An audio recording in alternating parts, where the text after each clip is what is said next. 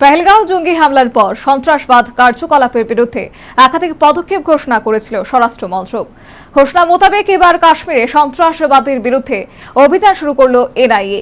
বৃহস্পতিবার মোট ৩২টি জায়গায় তল্লাশি চালিয়েছে অভিযানকারী দল।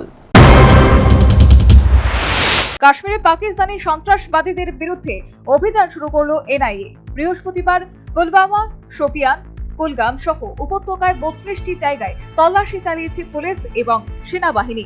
পাশাপাশি বুগাম, সোনিগাম, মানাজগাম সহ একাধিক জায়গায় চিরুনি তল্লাশি চালিয়েছে এনআইএ আধিকারিকরা।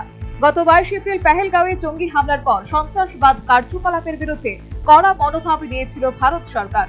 অপারেশন সিন্দুর অভিযানে মোট 9টি জঙ্গি ঘাঁটি গুড়িয়ে দিয়েছিল পাক অধিকৃত কাশ্মীরে ভারতের সেনাবাহিনী। চিরুনি তল্লাশি শুরু হয়েছিল উপত্যকার বিভিন্ন জায়গায়।